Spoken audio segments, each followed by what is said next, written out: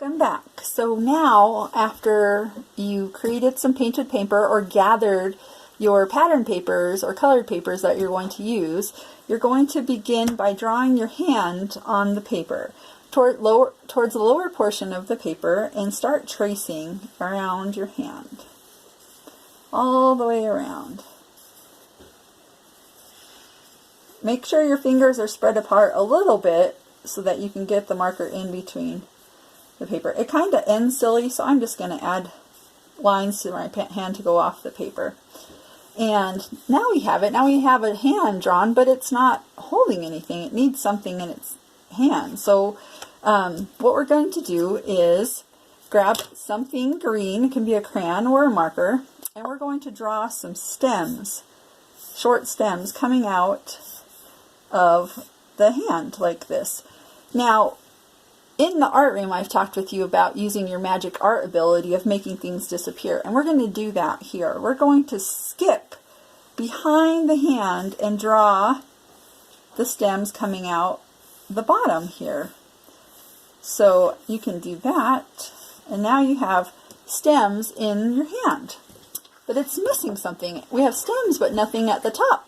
We need to make some flowers to go on this hand. So in order to do that, you can take the piece of paper that you painted on, and if you already have pattern paper, that's fine, and you're going to cut flower shapes out of this. I like to cut a tulip shape because I like the way that these pointy petals look on the paper with the flowers. Okay, so I just cut out 3 little points, and then I have a tulip to add to my flower bunch. And I've previously cut some here. This one I just cut a large circle, and then I cut a smaller circle to put in the center.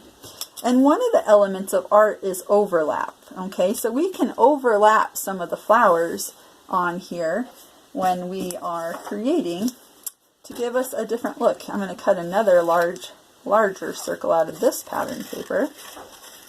Okay, and add it over here. And I think it needs a nice bright yellow center, so I'm going to cut a little bit smaller circle to go in the center of that flower. There we go. Oh, that's a beautiful center. And we have one more flower to fill. Let's use this paper that we created, and we'll make one more tulip shape.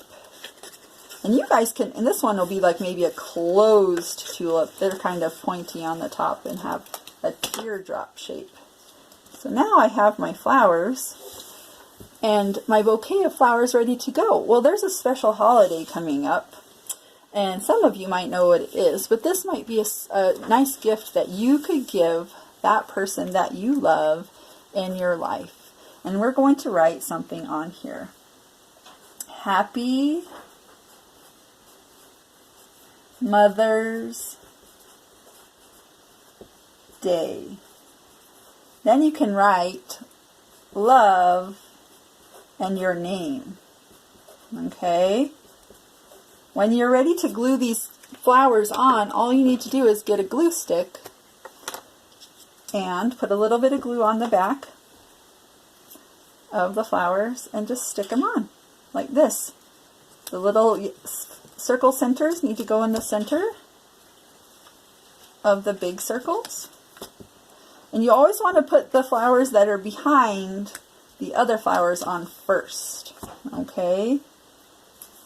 Just like that.